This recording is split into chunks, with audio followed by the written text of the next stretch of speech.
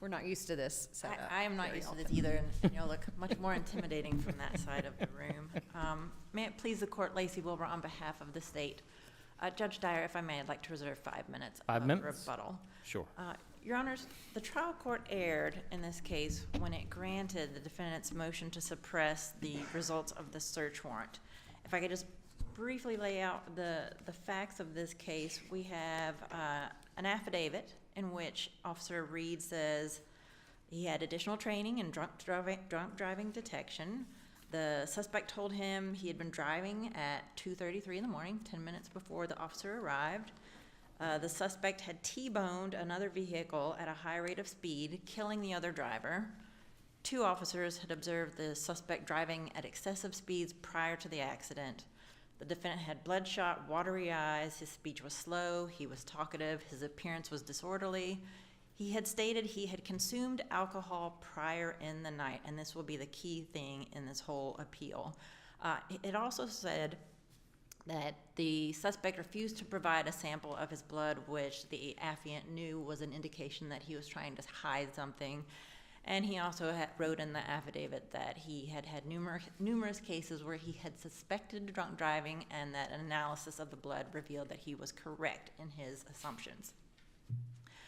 So the defendant filed a motion to suppress, saying that the statements the defendant made to the officer were obtained in violation of his Miranda rights. So the trial court held a hearing on this issue. And at this hearing, it comes out that Officer Reed, the affiant, he says in front of the court, I learned this stated he consumed alcohol prior in the night. That statement, he said, I learned that from other officers. He testified repeatedly. Other officers at the scene told me that the defendant had said he had been drinking that night. And at the end of it, the trial court issued an order denying the motion to suppress and said, I accredit Officer Reed's testimony because the defendant said he came in, he did all this stuff, he violated my Miranda rights, he coerced me into giving a statement, and the judge said, I think you're just a little mistaken, maybe because you had a hit to your head, and I find that the defendant has failed to produce by a preponderance of the evidence that Officer Reed recklessly or intentionally included false information in the affidavit. Now, the defendant, after this order, files a motion to reconsider, and he says that statement, that suspect stated he consumed alcohol prior in the night, that is a hearsay statement. He did not show who said it, and it was unreliable.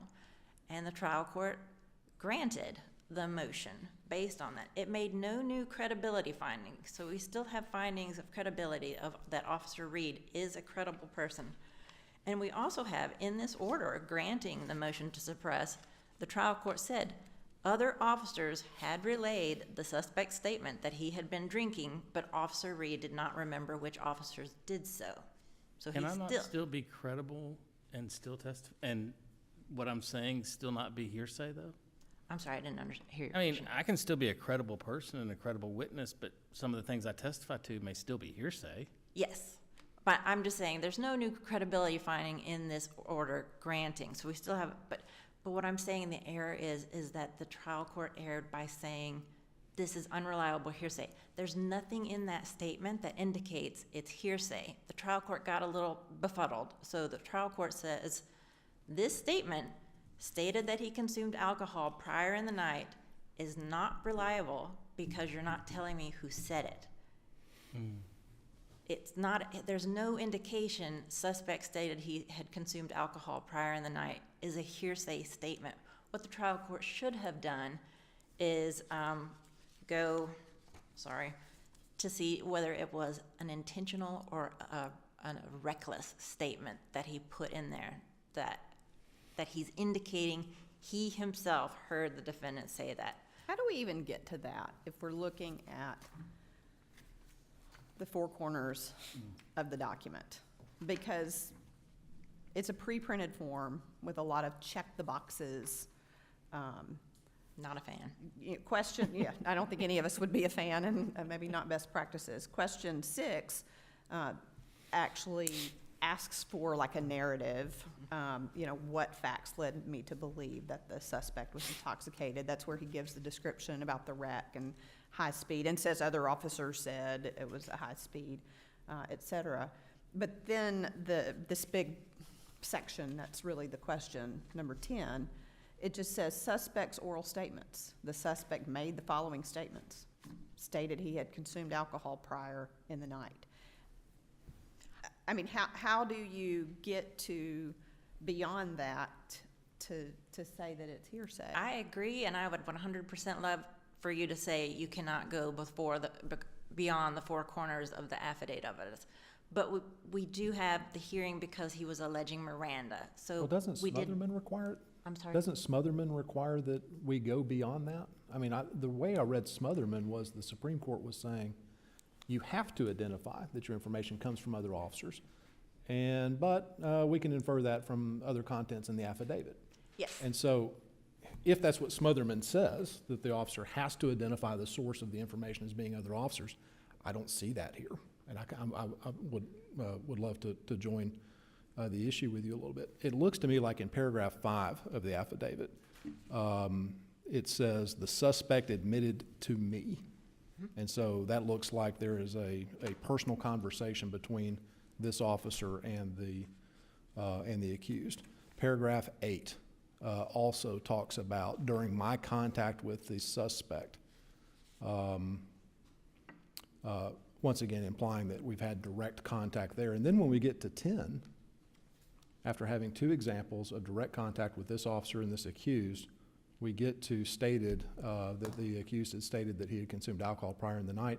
Where in this affidavit is there any indication that the information relied upon by the officer, Officer Reed here, comes from other officers? How does it comply with Smotherman? What I'm trying to formulate an answer to your question. Sure. But yes, this affidavit is I, me, Right. throughout all the sections. That's right. Except for 10. Right? But there's nothing to indicate in section 10 that he received that from anyone else. I'm saying we have a problem. We don't know that there's a problem until we get to the hearing. Okay. And at the hearing, But we do know that to comply with Smotherman, the affidavit should either indicate on its face that the source of the information was other officers or have other information in the affidavit that would lead the magistrate to conclude that. We all agree on that, though, don't we? yes, Okay. yes, all right. yes. So where's the other information in this affidavit that, that shows a magistrate that information in paragraph 10 comes from other officers? Like taking the affidavit even as a whole? There is nothing. Okay, all right, that's fine. Okay. And again, we wouldn't know this unless we had the hearing, which we have because of the Miranda. It's a weird conference of Smotherman, Tuttle, and then also is this a reckless statement? Is this a statement that was negligently made? Our argument is that the trial court should have applied is this a reckless statement? Okay. And that it is not. So we all agree there's a misstatement, and now so the fundamental inquiry is it intentional or reckless? Yes, yes, Your Honor. And I have a typo in my brief, and I apologize, and I apologize to defense counsel. I'm not trying to waylay you. I just saw it in 12:30 this afternoon. But in section 1, subsection D, I said that he acted recklessly. He did not act recklessly. He acted negligently. And I apologize for that typo. Because again, to say that you are reckless, you had to know that the statement you are including in that affidavit was false. There's nothing in the record to indicate, and no one disagrees that the defendant said he had consumed alcohol prior in the night. So there's nothing that was reckless. Am I recalling correctly in the record that at the hearing, the defendant testified and said that he told this officer that he consumed alcohol? Yes, ma'am. And actually, at the hearing, he also admitted he drank approximately 9 beers that evening. So it's not a question of whether he made this statement. It is, did the trial court err when it said, this statement that does not indicate that it is hearsay, is it unreliable, and must it get tossed out because it doesn't say who provided the hearsay? And I hope Your Honors follow me on that. It's a little circuitous. And the trial court at the end said, okay, I'm going to toss that statement out that he consumed alcohol prior in the night. And then I'm only going to look at the fact that the defendant had bloodshot and watery eyes. The trial court completely did not look at the other factors of excessive speed, T-boning, killing the victim, none of those, refusing the implied consent form. And we argue that all of that is error and that this court should remand with instructions to order the trial court to deny the motion to suppress. So are you saying that statement should or should not be in? And if it is or is not in, is there sufficient other evidence in the We have an alternate affidavit? argument in subsection 2 that says even if you do not think that that statement should come in, that one sentence, if there is probable cause remaining in there. I think there's enough for that to stay in there. It's not recklessly made. He did not if anything, under Tuttle, what we see, it was negligently made. So, Your Honor, I'm sorry if I confuse you. No, we are not saying that that statement should go out. But if this court does think it does go out, there still is probable cause, and that's the second reason why the trial court erred. Okay, can I test a little bit the alternative argument? Yes. A lot of times in our cases, the probable cause cases dealing with driving, there are typically always three facts. I think three facts. So typically we always have some indication of alcohol use. We also usually have some kind of indication of bad driving. And then we usually have some indication of impairment. And that impairment, could be the classic watery eyes, slurred speech, fumble for license, stuff like that. And then we also usually always consider the officer's training and experience, which I think is essential in these cases as it goes. We're missing, without the statement, we're missing any indication of alcohol use. Is that true in the affidavit? I know we find alcohol on the scene, but none of that makes its way into the affidavit.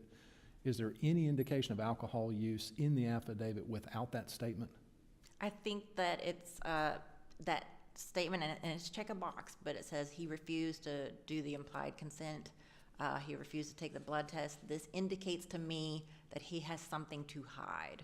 That is in there, and that is indicative that he had been drinking. Okay, is there any other evidence than that? I didn't see any, but if you have it, I'd like to. I don't want to bore you with the Please. recitation again. Please do. I'm just looking again. When I read all of the cases seem to have an indication of alcohol use, some kind of impaired driving, and some kind of bad driving, and some kind of finding of impairment. And I just don't see the alcohol use. You're pointing, I guess, to the fact that he refused a blood test. And this is assuming we're not taking this statement stated he had consumed alcohol prior to that. Assuming, your alternative argument. Assuming in the statement's out. alternative, yes. No, well, and again, it's just the probable cause. Is it more likely than less likely? Well, it doesn't even reach to that point, probably, I know. I understand your Honor's concern. Okay. I do. But in most of those cases that you're talking about, we do have that. We have excessive speed. We have bad driving because he had T-boned a victim and killed her.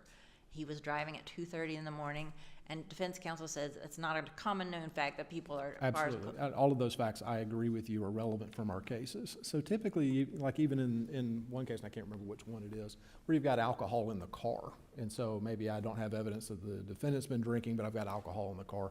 And the court says, all right, that'll suffice if I've got the other factors too. We had that evidence here, apparently, but it's not in the affidavit. Yes, Your Honor. So, okay. All right. Yes, Your Honor. But again, we ask that you reverse the decision of the trial court if there are no further questions. Thank you, Your Honor. Thank you.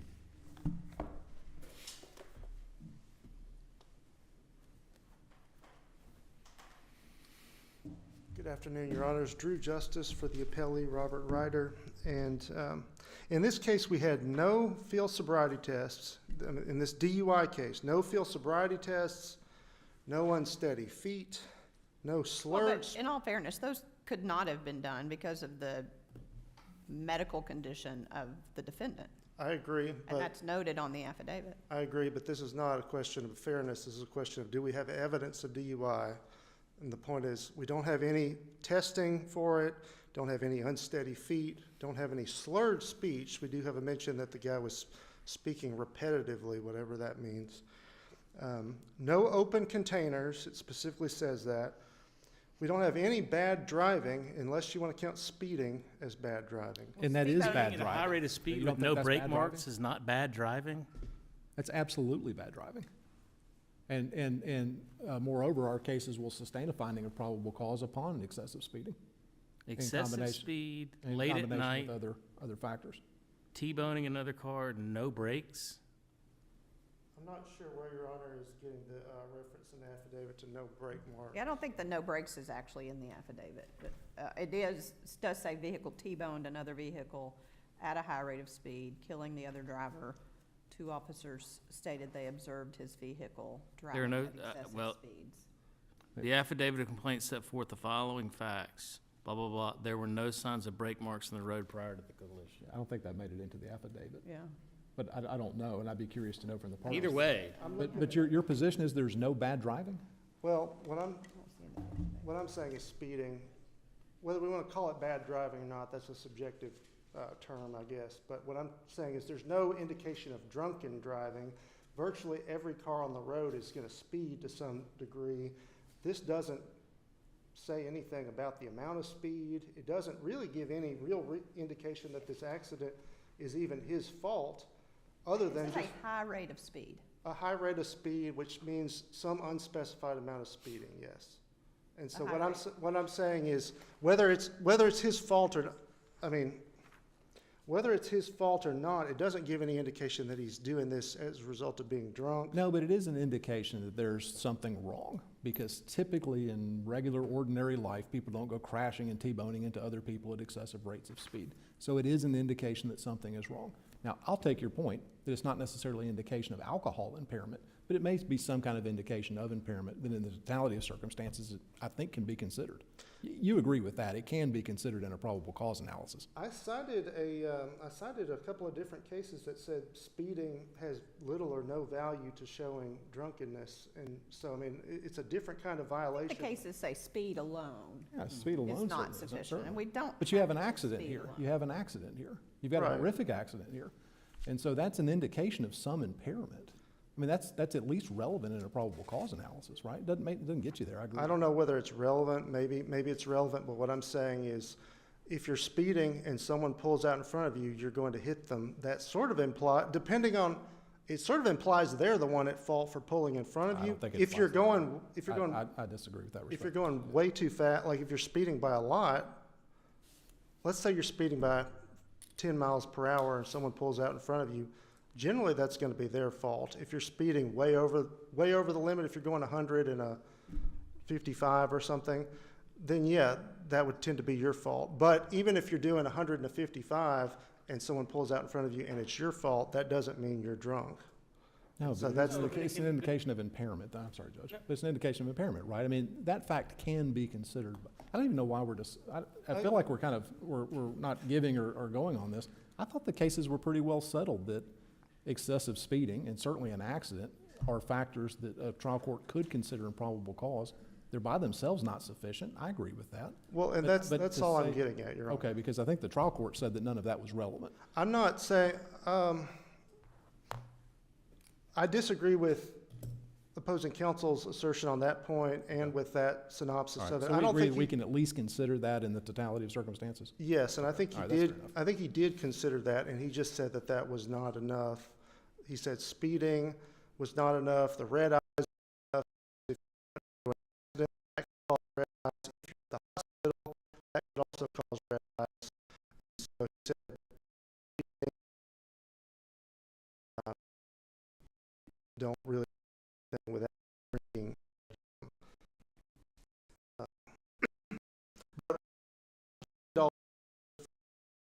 And not that should be included in the affidavit, that they were speeding or that they were, or whatever I'm saying is that these different points, when you don't show drive tests, you don't show any unsteady speech, unsteady feet, any slurred speech, no open containers, and then the only thing you got is excessive speed, people do, and red eyes, which or being at the hospital and given medication, that does not create probable cause. To have any hope of probable cause, the evidence of drinking, it's still doubtful whether there's probable cause. to even add the drinking in, you have to show, the second is where the affidavit makes no mention of the officer's basis of knowledge that the defendant having confessed to drinking, except to falsely insinuate that he took that statement from the suspect himself. Is there probable cause? Is there probable cause to make that admission? Is there probable cause for DUI? Ultimately, the answer is no. Now, again, once we take that part out, we start again there. In Georgia, I cited a Supreme Court case from the Supreme Court of Georgia, Hughes versus State, and there they specifically held that red eyes, unsteady feet, sleepiness, that those types of things by themselves do not amount to probable cause. And they also said that finding, drugs or pills on the person do not amount to probable cause. But when you have the red eyes, the unsteady feet, sleepiness, and you find the pills, they said they do think that that amounts to probable cause. I want to make sure I'm clear of something, I guess. Are you saying that even if we keep the line in that the defendant had been drinking, that there's still not probable cause in this affidavit? I have made that argument all along, yes, Your Honor, and it sounds like Your Honor doesn't believe it, but No, you just said, I just want to make sure I understood exactly what you were saying is, yes, I get you're saying these other things are not enough, but I want to make sure I heard you correctly. You said even if you keep that in, it's still not enough. And the reason I said that is there was a case of State versus Bell was a Tennessee Supreme Court case, I think from 2014, and there they found probable cause where someone was driving on the wrong side of the road, which is totally different kind of bad driving than just speeding. I think they're both indications of impairment, though, Mr. Justice. I mean, it's not that if you have driving on the wrong side of the road, you have probable cause, but if you've got something else, maybe you don't. I mean, we're looking at indications of impairment. That's why it's relevant. It's not relevant simply because you're violating the traffic code. I mean, I could be Right. mistaken on this, but my assessment is that 90% of the cars on the road at least are driving above the speed limit, Well, and but that it's, most of those are not drinking at all. Yeah, and when they Let's- get into horrific accidents, maybe there's another issue. and I just want to say, I think we're minimizing this proof, and I don't want to do that. I mean, I'm sitting here looking at it. Vehicle T-boned another vehicle at a high rate of speed. 2 officers stated they observed the vehicle driving at excessive speeds. This isn't just speeding. This isn't me going 74 or 75 and a 70. This is excessive. This is high rates of speed. So I'm not saying that alone accounts for impairment, but I don't think you can just say, oh, he was speeding, and speeding with some watery eyes is not enough. I'm not saying excessive speed and watery eyes is enough, but this is more than just someone going 2, 3, 4, 5, even 6, 10 miles an hour of speed limit, based on my reading of that affidavit. At I 2-something in the morning. At 2 something in the morning, and again, to the other point, still doesn't necessarily cure the problem about he told other officers, but there is a mention of other officers witnessing this, to Judge Greenholz's questioning earlier. Other officers are mentioned in this document. It's not just this one officer's observations. Right, and I agree. I understand what Your Honor's saying about excessive speed. I would submit that the word excessive has no defined meaning other than the speed limit, and so excessive speed really just means he's speeding and we don't know how fast. But let's say that they had said the officers could estimate he was going 100 and a 55. The fact of it is, if you're going 100 and a 55 and someone pulls out in front of you because you're going so fast they can't see that you're coming or whatever, that might be a different form of vehicular homicide by reckless driving or whatever. No, I agree. It doesn't mean. But it wouldn't give you grounds to seize the blood. It would give you grounds to maybe arrest them for just killing someone by driving in a really reckless, stupid way. And so, all I'm saying is speed. I don't think it has little or no bearing. What on about State versus Silva? Silva was a speeding case. State versus? Silva, S-I-L-V-A. I mean, that was a case from March 3rd of 2016, per map denied June 23. I mean, that was a speeding case. And so the court analyzed, there you had speeding, which under at least my theory that I posited to your friend was one of the necessary conditions for probable cause, had the odor of alcohol, had defendant's glassy eyes, and then admission of consuming 3 beers. So And that was I think what I've said all That was along in is, Silva? it is. Okay. I've said all along is that probable cause exists, it seems in our cases, where you have some indication of alcohol use, where you have some indication of improper driving, and where you have some indication of impairment combined with the officer's experience. I mean, Silva is maybe not on all fours with this case because there's not a horrific accident involved, but I mean, that's at least one case where speeding was the traffic issue. And I'll confess that I'm not aware of Silva. That's fine. No, that's fine. Sure. But, that's fine.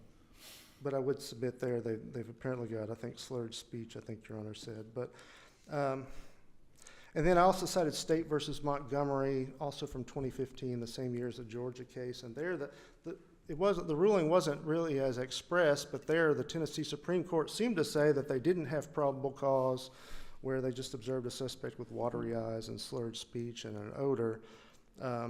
But then they got probable cause later on after performing a reasonable investigation. And so based on the Georgia case, which is Hughes versus State, the State Tennessee case, State versus Montgomery, and then also State versus Bell, I just contend that they at minimum need the admission to drinking here, and I think it's debatable whether that's even enough. With regard to, the state has basically said that they need to show, I think they've pretty much admitted they didn't satisfy Smotherman. Smotherman says that the affidavit has to identify the source of the information as a law enforcement officer in order for it to have any kind of presumption of reliability. In Smotherman, they identified the source as an agent, which sounds a lot like an officer, but the Tennessee Supreme Court said that was not good enough, and Smotherman, the principal, was not satisfied, and therefore the warrant was defective. Here, they didn't identify the source at all, except to sort of insinuate the falsehood that the officer took the statement himself. And ultimately, the judge found that no law enforcement officer took this admission from Mr. Ryder. What the judge found is, as far as I could tell, I think it's on pages 115 and 16 of the technical record, he basically said that Mr. Ryder made that statement to Clintworth, who was one of the EMTs, and he thinks Clintworth must have then conveyed it to some other medical personnel because Clintworth said he didn't convey it to any of police, and that those other medical personnel must have then conveyed it to police, and that one of those police officers must have then conveyed it to the affiant here. So it's like 3 levels of hearsay. And so ultimately, Smotherman is not satisfied. And the state has sort of suggested that, well, even if we didn't satisfy Smotherman, the defense still has to show that this was a reckless falsehood, or we have to get some formal finding from the judge that it was reckless falsehood. And I submit it's one or the other. Reckless gets a factual averment in an affidavit stricken out, and then you can potentially argue a lack of probable cause from that. Smotherman likewise gets the averment stricken out. And in Smotherman, they didn't find that there was any recklessness. And if anything, it seems like a very minor form of negligence in Smotherman, and yet they still found in favor of the defendant. Smotherman's pre-Tuttle though, right? It is, and the state... So how does this court then try to look at what Smotherman is holding and then looking at what Tuttle is holding and maybe what other good faith cases are holding also? So how do we bring Smotherman in line with the synthesis of the law there? My understanding is that Smotherman, even though it was pre-Tuttle, it was citing, I think, multiple different federal circuits that already applied the Tuttle analysis, the totality of the circumstances analysis. And so, in effect, Smotherman was already applying the federal standard and not the Tennessee standard. And so Tuttle really shouldn't change Smotherman, and that's my position on that. And then finally, I would just submit that in addition to Smotherman failing the in addition to the state having failed the Smotherman test, the affiant here did act recklessly, if not intentionally. I mean, the affidavit just seems dishonest, is what it seems like. And it seemed like, I mean, Mr. Ryder, for whatever reason, seemed to think that he was interrogated and made this statement in the hospital. And then it kind of seemed like once we then challenged that on the Fifth Amendment and on Miranda, then the officer came forward and said, oh, I didn't even get the admission from the suspect. I already had it. And it was suspicious the way that all turned out. I would submit the affidavit is written in a dishonest manner. What in this affidavit indicates that it's written in a dishonest manner? Well, under the section on suspects, statements made by the suspect, it does say just stated he had consumed alcohol prior in the night.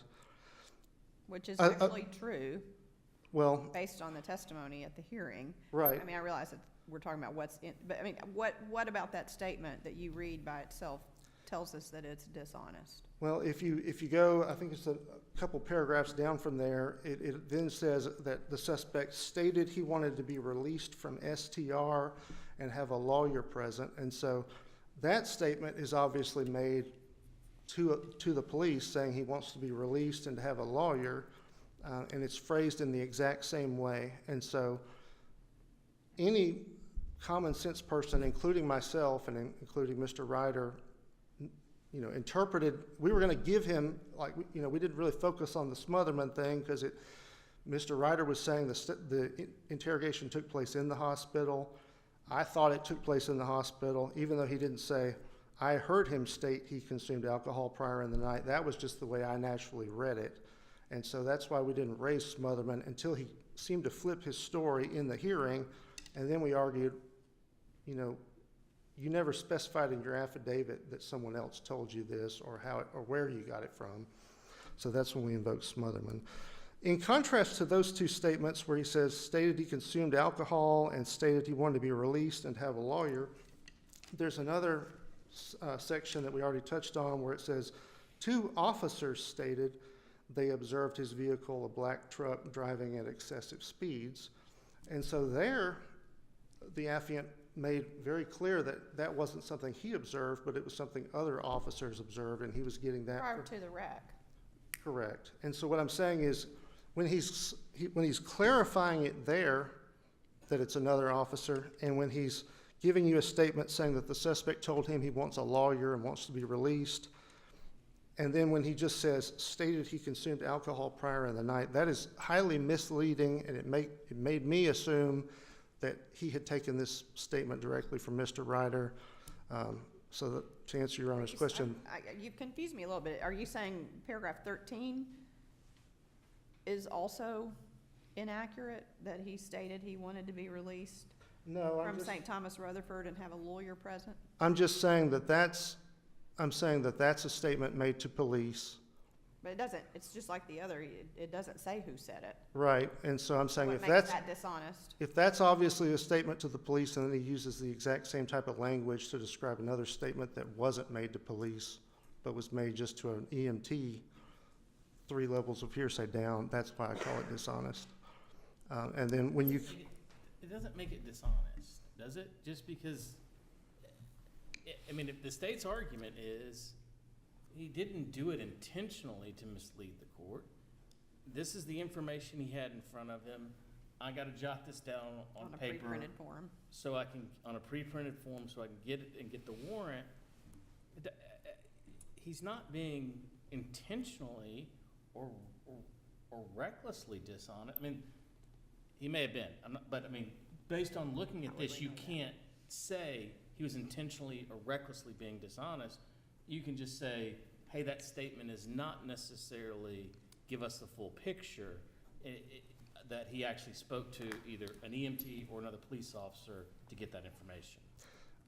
Whether it was intentional or not, I do submit it was at minimum reckless, and I did cite in my brief, and I'll close with this, United States versus Jacobs, and it says that when the affiant provides any information that any reasonable person would have known that the judge would have wished to know, That's basically the definition of reckless. And here, when you're implying that you interrogated the suspect and your whole affidavit makes it sound like it, and it really that didn't happen, I just submit that that's at minimum reckless. But anyway, we have to show either recklessness or smotherment. I submit we've shown both, but your honors can decide, and we ask that the judgment be affirmed. Thank you, counsel. General, I think you have some rebuttal time if you'd like to use it. Honestly, I have nothing more to say unless this court has any questions. Does anybody have any questions? Strangely not. Really? I mean, no, I don't think we do. Strangely not. Thank you both. And I think that concludes our afternoon docket. Yes, sir. All right, we will stand in recess until 9:30 tomorrow morning. All right.